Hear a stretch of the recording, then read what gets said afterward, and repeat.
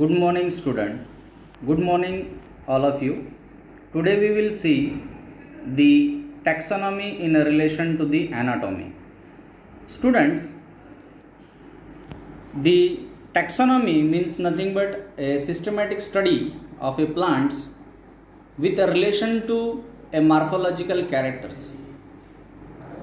But from the ancient literature, we will found here that all the characters and all the explanations are determined on the basis of morphological characters. So due to that, many conspecific taxa are created or formed during the classifications. Conspecific means a similar plant specimens when are described by different authors, but when it is reobserved that and found both are very much similar, these two species are unable to differentiate. So this is nothing but the conspecificnesses or complexes of taxonomic identity. So this is commonly occurred into the angiospermic plants. So for the delimitation of a taxa, not only based of morphology, but also with the basis of or with the help of anatomical character, we can standardize it. So that is the need of studying the anatomy.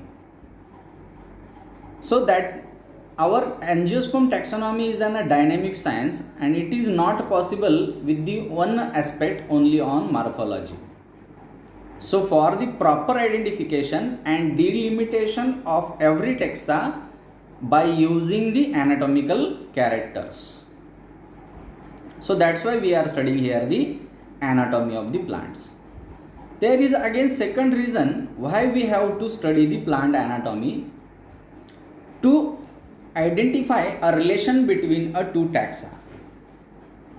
And the identification is based on the morphological character, but after the morphological character, with the help of anatomical study, we can say that which plant taxa is related to the another plant taxa based on its anatomy. Anatomy may be a leaf anatomy, stem anatomy, seed anatomy, or some bud anatomy, root anatomy. These are various parts we can enroll for the study of plant taxa based on anatomy, and this character we can use in future for delimitation of taxa. Then the third objective why we are studying here the plant anatomy in relation to the taxonomy, to solve the taxonomic complexes. means दोन species आहेत, वेगवेगळ्या सायंटिस्टनी सांगितलं की हे morphological कॅरेक्टरमुळे ह्या वेगळ्या species आहेत, पण ॲनाटॉमीच्या बेसवरती सुद्धा तुम्ही सांगू शकता की खरंच त्या दोन वेगळ्या स्पेशीज आहेत किंवा नाही. जर नसेल तर तुम्ही ॲनाटॉमीच्या बेसवरती त्या दोन स्पेशीज काय करू शकता, मर्ज करू शकता, आणि त्याला आपण काय म्हणतो, टॅक्सॉनॉमिक कॉम्प्लेक्सेस सॉल्व करणे किंवा problem of conspecificness we can solve here. So this are the main objective behind the study of anatomy. For proper anatomical study, when we go into the past, we realize that the taxonomy or basically anatomy is started by two authors, well-known authors, that is Marcello Malfighi in 1628 to 94 and Nehemiah Grave in 1641 to 1712. These both scientists given a remarkable and a preliminary study on the anatomical aspects. The Nehemiah Grave published one book, that is The Anatomy of Vegetables Begun Indicates, and Malfighi published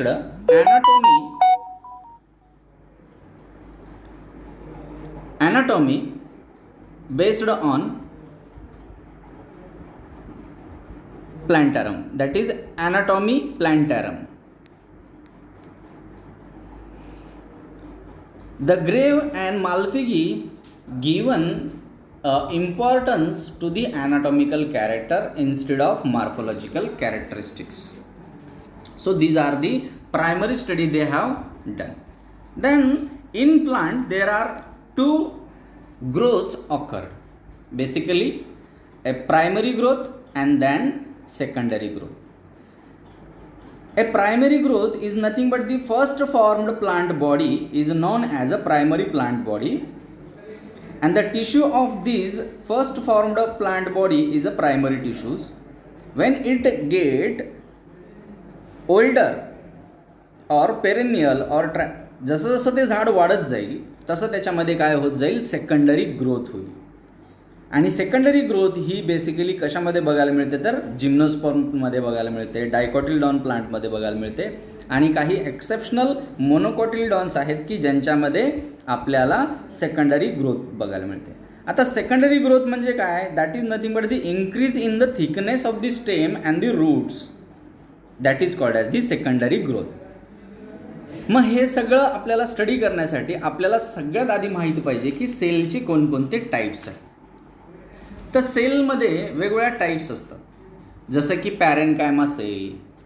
पहिली जी photograph मी इथं दाखवलेला आहे तुम्हाला, white कलरच्या sale दिसतात बघा, त्याच्यावरती मी लिहिलेलं सुद्धा आहे पॅरेनकायमा.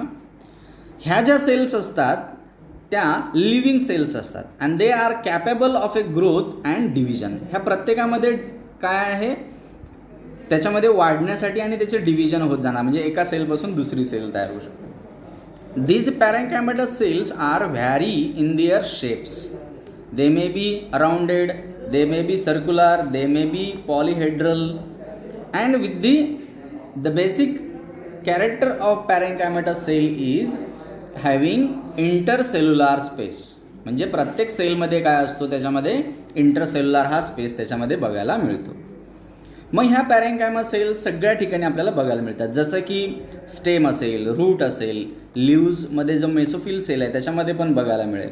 सो पॅरेनकायमाटस सेल महत्त्वाचा जो आहे तो फोटोसिंथेसिस करणे किंवा स्टोरेज करणे किंवा वुंड हिलिंग कॅरेक्टरिस्टिक्स प्लांटमध्ये जे आहे ते पॅरेनकायमाटस सेल हे आपल्या करत असतात. Second type of the cell that is nothing but a collenchyma cell. The collenchyma cell make a living tissue closely related to the parenchyma. ह्या दिसायला जरी दोन्ही दिसायला सारख्या दिसतात पण त्यांच्या दोघांमध्ये काय फरक आहे तर कोलेनकायमा सेल जे आहे त्यांची वॉल ही काय आहे, थिक आहे, थिकंड आहे.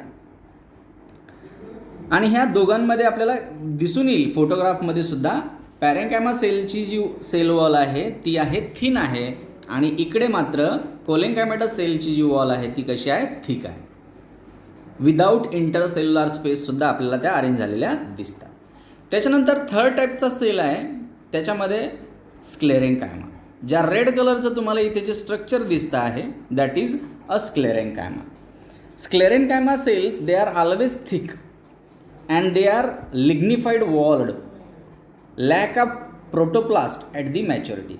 पॅरेनकायमा सेलपासूनच कोलेनकायमा सेल तयार झालेले आहेत. कोलेनकायमा सेल्स पॅरेनकायमा सेल्सपासूनच पुन्हा स्क्लेरेन्कायमा तयार झालेला आहे. पण ह्या पॅरेनकायमाटस सेलमध्ये आणि कोलेनकायमाटस सेलमध्ये जो प्रोटोप्लास्ट असतो तो स्क्लेरेन्कायमा सेलमध्ये जसं जसं ओल्डर होत जाईल स्क्लेरेन्कायमा सेल तसा तसा त्याच्यामध्ये काय होतं, तो डिजनरेट होऊन जातो. म्हणजे at maturity level it lacks the protoplast.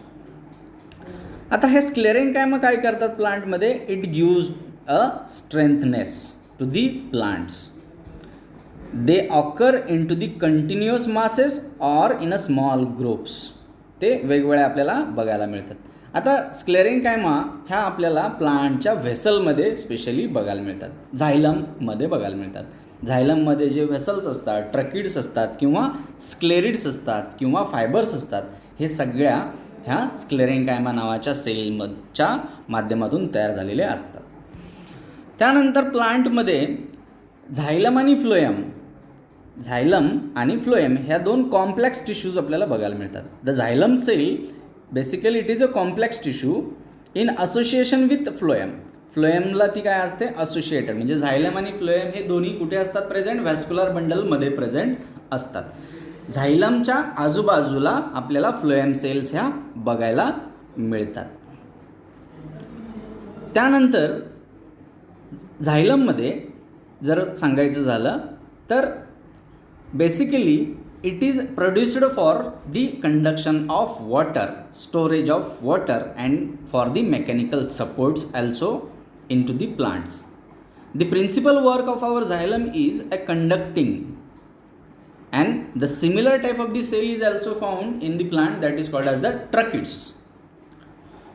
Tracheids and vessels are the two similar elements, but they are recorded in various plants. Like in gymnosperm there is only tracheids, there is no evolution of vessel is recorded till date now. But in angiospermic plant there is a vessel is also present and tracheid is also present. Then phloem, come to the phloem. Phloem is also a complex tissues, secondary complex tissues. It contains many times latex सुद्धा त्याच्यामध्ये आपल्याला it contains the different elements. त्याच्यामध्ये आपल्याला phloem पॅरेन्कायमा त्यामध्ये असतो, phloem fibre त्याच्यामध्ये असतो, sieve tube त्याच्यामध्ये बघायला मिळते. त्यानंतर आपल्याला ह्या सगळ्यांचं असोसिएशन जे आहे त्याला म्हणतो आपण phloem. As concern to the phloem, it is formatted, it is worked as a translocating solutes and storage of the foods. म्हणजे ट्रान्सलोकेट करणे, पुरवणे, म्हणजे झाडामध्ये जो प्लांट जे रूट जे आहे, झायलम जो आहे तो प्लांट वॉटर ॲब्झॉर्ब करणं आणि फ्लोएम काय करणं आहे, प्रत्येक प्लांटच्या प्रत्येक पार्टला फूड प्रोव्हाइड करण्याचं काम किंवा वॉटर प्रोव्हाइड करण्याचं काम कोण करणार आहे, फ्लोएम हे करणार आहे. फ्लोएममध्ये आणखीन एक महत्त्वाची सेल असते, त्याला आपण म्हणतो कंपॅनियन सेल. कंपॅनियन सेल ह्या आपल्या जिम्नोस्पर्मिक प्लांट्समध्ये कम्प्लिटली ॲब्सेंट असतात आणि एन्जिओस्पर्मिक प्लांट्समध्ये त्या काय असतात, प्रेझेंट्स असतात. त्यानंतर प्लांटच्या बॉडीमध्ये बऱ्याच वेळा आपल्याला एक आणखी स्ट्रक्चर बघायला मिळते. जसं की एखादं स्टेम तुम्ही तोडलं तर त्याच्यामधून दूध बाहेर निघते, जसं की फॉर एक्झाम्पल कॅलोट्रोपिस प्रोसेरा, किंवा तुम्ही फॅमिली अस्कल्पिडिएसीचं म्हणा किंवा फॅमिली इफोर्बिएसीचं म्हणा किंवा फॅमिली पेरिप्लोकेसी म्हणा, ह्या तिन्ही फॅमिलीचे कोणतेही मेंबर ज्यावेळेस कट करतात त्यावेळेस तुम्हाला त्याच्यामधून पांढरा द्रव बाहेर आल्यासारखा दिसतो. तर ते कशामुळे आहे, that is nothing but the cells which carrying the milky solution. त्याला काय आहे, तो मिल्की त्याच्यामध्ये सोल्युशन आहे त्या सेलमध्ये आणि ते तुटतं आणि बाहेर येतं, त्याला आपण लॅटेक्स म्हणतो. मग लॅटेक्स हा व्हाईट कलरचा असू शकतो, वॉटरी कलरचा असू शकतो, येल्लो कलरचा असू शकतो. जसं की येल्लो कलरचा जर लॅटेक्स म्हटलं तर पापावरसी फॅमिलीमधला अर्जिमोन मॅक्सिकाना आपल्या इथे बघायला मिळतो महाराष्ट्रामध्ये, त्यामध्ये सुद्धा आपल्याला हा लॅटिसिफर सेल्स ह्या बघायला मिळतात. लक्षात आलं. त्यानंतर आता ह्या लॅटिसिफरस सेल ज्या असतात त्या युनिन्यूक्लिएटेडपासून ते मल्टीन्यूक्लिएटेड सेल्स असतात आणि त्याच्यामध्ये दोन टाईप आहेत, एक आहे आर्टिक्युलेटेड आणि दुसरा आहे नॉन आर्टिक्युलेटेड. आता articulated laticiferous cells are formed through the union of a cell in which the parts of the wall is dissolved, whereas non-articulated latissiferous cells are single cells but usually much branched. So this is the basic difference between the latissifer cells, non-articulated and articulated. इथे मी तुम्हाला आणखी काही figures दिलेले आहेत. एक section दिलेला आहे मोनोकॉटचा, ज्याच्यामध्ये दाखवण्याचा प्रयत्न केलेला आहे की मी व्हेसल इथे दिसत आहेत, व्हॅस्क्युलर बंडल इथे दिसतोय आणि त्या व्हॅस्क्युलर बंडलमध्ये तुम्हाला दोन मोठे मोठे सर्कल दिसत आहेत, ते आहेत व्हेसल्स. आणि जे काय रेड कलरचा सेल्स तुम्हाला ह्या सेक्शन्समध्ये दिसतात त्या सगळ्या आहेत स्क्लेरेन्कायमा. आणि ह्यामध्ये जे ग्रीन कलर तुम्हाला दिसत आहे हा पॅरेन्कायमॅटस सेल्स आहेत. काय आहेत हे, पॅरेन्कायमॅटस सेल्स आहे. पण झायलममध्ये जर बघितलं तर तुम्हाला तिथेही सुद्धा दिसत आहेत बघा ग्रीन कलरच्या सेल्स, पण त्या फ्लोएमच्या आजूबाजूला आहेत आणि झायलमच्या आजूबाजूला आहेत. म्हणजेच काय की झायलम हा नुसता एक सिंगल एलिमेंट नाही, तर झायलम म्हणजे झायलममध्ये सांगायचं झालं तर त्याच्यामध्ये ट्रकिड्स असतात झायलममध्ये, त्यानंतर झायलम फायबर्स त्याच्यामध्ये असतात, त्याच्यानंतर त्याच्यामध्ये व्हेसल्स असतात. अशा ह्या सगळ्या युनिटने म्हणून एक झायलम तयार होतो. फ्लोएममध्ये तसंच की फ्लोएम पॅरेन्कायमा त्याच्यामध्ये आहे, फ्लोएम फायबर त्याच्यामध्ये आहे, सीव ट्यूब त्याच्यामध्ये आहे, कंपॅनियन सेल त्याच्यामध्ये आहे. इकडे मी तुम्हाला दाखवण्याचा प्रयत्न करतोय की इथे फायबर्स दिसत आहेत आणि एक डब्यासारखं स्ट्रक्चर तुम्हाला दिसतंय ते व्हेसल आहे. आणि ह्या साईडला मी तुम्हाला आणखी येलो कलरचं फिगर आउट बघा, स्टोन सेल्स आहेत किंवा मग हे फायबर लाईक स्ट्रक्चर्स आहेत. हे सगळे जे आहेत रेड कलरचे ह्या सेक्शनमध्ये हे सगळे स्क्लेरेन्कायमा आहेत. त्यानंतर इकडच्या दुसऱ्या स्लाईडमध्ये जे दाखवलेले आहेत जे ड्रॉइंग्स आहेत ते सगळे काय आहेत, हे स्क्लेरेन्कायमा टिश्यूपासून बनलेले आहेत. आता कॉम्प्लेक्स टिश्यू ह्या कोणत्या आहेत, झायलम आणि फ्लोएम. जसं की मी तुम्हाला आधी सांगितलं की झायलममध्ये काय काय प्रेझेंट असते, ट्रकिड्स, फायबर ट्रकिड्स, व्हेसल्स आणि पॅरेन्कायमा सेल. तसं की फ्लोएममध्ये इथे मी स्ट्रक्चर दाखवलेलं आहे बघा, पहिली स्लाईड जी दाखवलेली आहे त्याच्यावरती बघा की रेड कलरच्या व्हेसल्स मोठमोठे आपल्याला दिसत आहेत आणि त्याच्या आजूबाजूला छोट्याशा सर्क्युलर सेल किंवा ओव्हल सेल दिसत आहेत, त्या आहेत फ्लोएम. आणि ज्या रेडिश कलरच्या आहेत त्या आहेत झायलम. आणखी क्लिअर व्ह्यू दाखवण्यासाठी मी इथे दाखवलेला आहे, दुसरी स्लाईड बघा, झायलम आणि फ्लोएमसुद्धा आहे की कसा झायलममधून फ्लोएममध्ये H2O येतो आहे, लक्षात आलं आहे. आणि त्याच्यामध्ये त्याचं स्ट्रक्चरसुद्धा दाखवलेलं आहे मी की कंपॅनियन सेल ही कुठे प्रेझेंट आहे. ओके, देन आणखी इथे मी फायबर्स आणि व्हेसलसुद्धा दाखवलेलं आहे. हे सगळे जे आहे हे कॉम्प्लेक्स टिश्यू आहेत, झायलम आणि फ्लोएम. तसंच प्लांटमध्ये आणखी सिक्रेटरी सेल्ससुद्धा आपल्याला बघायला मिळतात. आता सिक्रेटरी सेल्स म्हणजे काय की ते काही ना काहीतरी काय करणार आहेत, सिक्रेट करणार आहेत. काय करणार आहेत ते सिक्रेट करणार आहे in the form of oils किंवा in the form of waters, हे सिक्रेट केले जातात. ओके, आणि हे काम कुणाचं आहे, सेक्रेटरी सेलचं काम आहे. लॅटिसिफर सेलसुद्धा मी इथे दाखवलेले आहेत.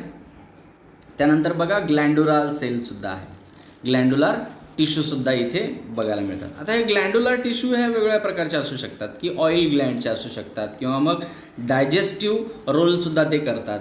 आणि बऱ्याच वेळा त्याच्यामध्ये आपल्याला काय बघायला मिळते की हायडॅथोडसुद्धा, काही प्लांट्स आहेत त्या हायडॅथोडसुद्धा दाखवतात. आता ऑइल ग्लँड बघा मी इथे दाखवलेलं आहे, सिट्रस प्लांट आहे. सिट्रसचे जे रिंड आहे म्हणजे जे आउटर कवर आहे त्याच्यावरती आपल्याला बघा लिंबू आपण नुसता हाताने जरी दाबला तरी आपल्याला काय लक्षात येते की आपल्या हाताला वास येतोय. तर ते कशामुळे होते की that gland is ruptured by our force, फिंगरचा जो फोर्स आहे त्याच्यावरती दबल्या जातो आणि त्याच्यामुळे त्या ग्लँड फुटतात आणि त्याच्यामधून एक केमिकल्स बाहेर पडतात आणि त्याचा वास आपल्या हाताला येतो, ज्याला आपण आंबट लागतो तो. ठीक आहे, आलं आहे लक्षात. त्याच्यानंतर मी इथे दुसरा एक फोटोग्राफ दाखवला आहे, ट्रायकोम्स आहे आणि ट्रायकोमच्या बाजूला बघा व्हाईट कलरचं स्ट्रक्चर दाखवलं आहे, ते सुद्धा काय आहे, ग्लँड्स आहेत. ते सुद्धा ऑइल ग्लँड्स हे काम करतात. आता एक इंटरेस्टिंग प्लांट मी तुम्हाला फोटो दाखवला आहे, वरती बघा एक स्पॅथुलेट स्ट्रक्चर आहे, चमच्यासारखं स्ट्रक्चर, आणि त्याला छोटे छोटे छोटे छोटे छोटे छोटे हेअर्स लागले आहेत आणि हेअरच्या टोकावरती बघा त्याचं एक ग्लँड्युलर तुम्हाला स्ट्रक्चर बघायला मिळते. हा ड्रोसेरा आहे, आपल्या इथे मिळतो ड्रोसेरा बुर्मानी त्या प्लांटला नाव आहे. आणि त्याच्या बघा टेंटॅकल्ससारखं दिसतं आहे. हे प्लांट काय करते की it is performing as a digesting glands. Why, आता ड्रॉसेरामध्ये कोणताही कीटक एखादा त्या प्लांटवरती जाऊन बसला की काय होतं की तो कीटक बसला की ॲटोमॅटिकली तो त्याला चिपकला जातो. काय होतं, त्या ग्लँडला ॲटोमॅटिकली तो चिपकला जातो आणि त्याला चिपकल्यानंतर त्याला बाहेर इकडे तिकडे मूव्ह करता येत नाही आणि it becomes dead at that place. आणि तो डेड झाल्यानंतर त्याचं जे सगळं बॉडीमधलं जे काय इसेन्शियल केमिकल आहे जे प्लांटला पाहिजे आहे ते काय केलं जातं, डायजेस्टिव्ह ग्लँडच्या माध्यमातून सक केलं जातं. असा हा वेगवेगळा रोल्स आपल्याला इथे ग्लँड्युलर टिश्यूचा बघायला मिळते. हायडॅथोडसुद्धा इंटरेस्टिंग स्ट्रक्चर आहे. हायडॅथोड आपल्या मिर्टेसी फॅमिलीमध्ये बघायला मिळू शकतो किंवा आपल्या जांभळाच्या झाडाच्या पानामध्ये आपल्याला टिपला हा बघायला मिळतो. आता टिपला काय असतं की एक ओपनिंग आहे बघा, स्मॉल गार्ड सेल तिथे दिसते आणि त्या गार्ड सेलमध्ये आणि इपिथेममध्ये काही आपल्याला गॅप दिसतो आहे. तिथून ते वॉटरचे ड्रॉपलेट्स काय होत राहतात, हे बाहेर पडत असतात. म्हणजे ॲक्सेस वॉटर ज्यावेळेस प्लांट ॲब्झॉर्ब केलं जातं आणि त्याला ज्यावेळेस सिक्रेट करायचं येते त्यावेळेस तो काय करतो, बाहेर फेकतो in the form of small watery droplets. आता वॉटरी ड्रॉपलेट्स पडतात की नाही पडतात झाडामध्ये हे आपण एक कॉमन ऑब्झर्वेशन बघू शकतो. जर तुम्ही जांभळाच्या झाडाच्या खाली तुमची जर कार किंवा टू व्हीलर पार्क केली तर त्या गाडीच्या पार्ट्सवरती तुम्हाला छोटे छोटे छोटे छोटे डॉट्स बघायला मिळतात. ते कशामुळे होतात, ह्या हायडॅथोडमुळे होतात. गटेशन प्रोसेस त्याला आपण म्हणतो. त्यानंतर ॲनाटॉमीमध्ये सगळ्यात पहिला जो ॲस्पेक्ट आहे तो म्हणजे काय की डर्मेटॉलॉजिकल स्टडीज, म्हणजे त्याला आपण इपिडर्मल स्टडीसुद्धा म्हणू शकतो. The epidermal study is nothing but a study of epidermis and its outgrowths, and there are basically two outgrowths. One is in the form of trichomes, and second one that is nothing but the stomata. A stomata is nothing but a breathing organ of the leaves. From that organ oxygen and carbon dioxide हे जे movement आहे आतमध्ये येणं आणि बाहेर जाणं, जसं आपण म्हणतो की झाडं आपल्याला काय देतात, ऑक्सिजन देतात. म्हणजेच काय की ह्या स्टोमॅटाच्या पोअरमधून ऑक्सिजन हा रिलीज केला जातो आणि CO2 हा आतमध्ये सक केला जातो. हे कुठे बघायला मिळतं आपल्याला, इपिडर्मिसवरती बघायला मिळतात. त्यानंतर ट्रायकोम्ससुद्धा प्लांटच्या इपिडर्मिसवरती बघायला मिळतात. It may be the epidermis of stem, it may be a epidermis of fruit, it may be a epidermis of leaves किंवा रूट असेल. कोणताही सगळ्यात आउटर लेयर जो आहे त्याला काय म्हणतो आपण, इपिडर्मिस म्हणतो. आणि ह्या इपिडर्मिसवरती आपल्याला दोन आउटग्रोथ बघायला मिळतात, एक आहे ट्रायकोम आणि दुसरा आहे स्टोमॅटा. मग स्टोमॅटा हा एकाच प्रकारचा असतो का सगळ्या प्लांटमध्ये? नाही. There are various type of the stomata, but basically there are 4 types in your syllabus. First that is nothing but the ranunculaceous type of the stomata, जो की प्रिमेटिव्ह प्लांट्समध्ये आपल्याला बघायला मिळतो. म्हणजे प्रिमेटिव्ह फॅमिलीज जरी म्हटलं तरी चालेल. ज्याच्यामध्ये काय असते की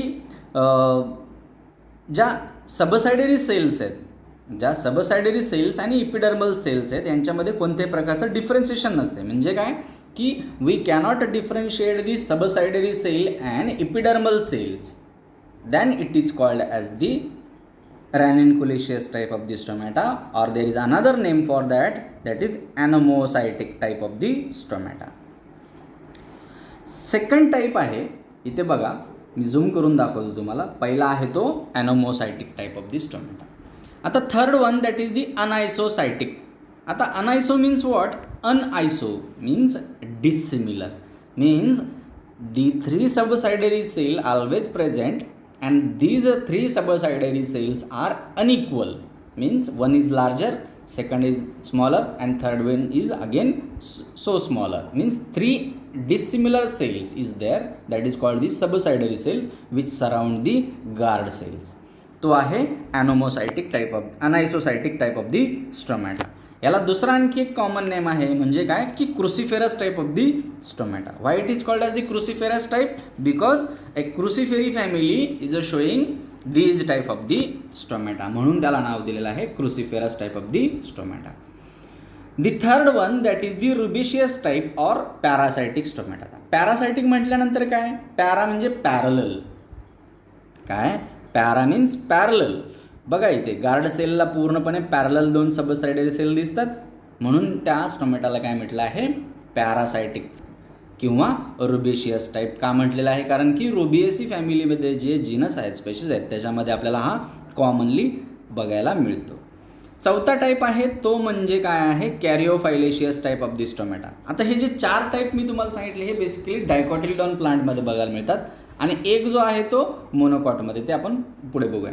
कॅरिओफायलेशियस type of the stomata means what, a stomata in this type the stoma remains surrounded by pair of subsidiary cell or accessory cell we can call it, whose wall is a right angle to the guard sale.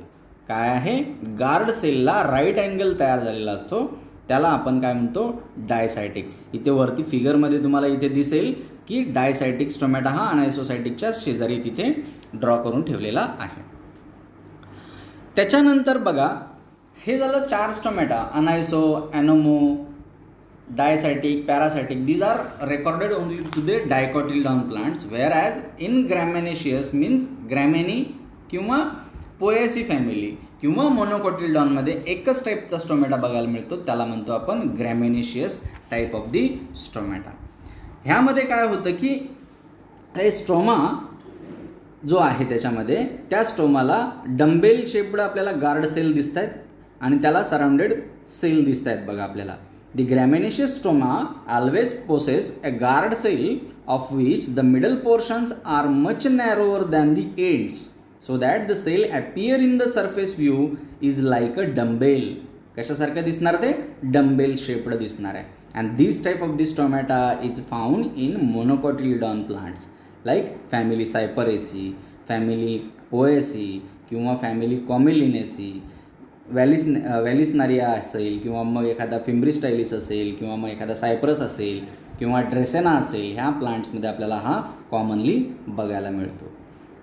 तर अशा प्रकारे काय आहे, epidermal outgrowth आहे. शेजारी मी इथे तुम्हाला दाखवतो आहे बघा, 1 नंबरची फिगर बघा, it is a trichome unicellular युनिसिरेट.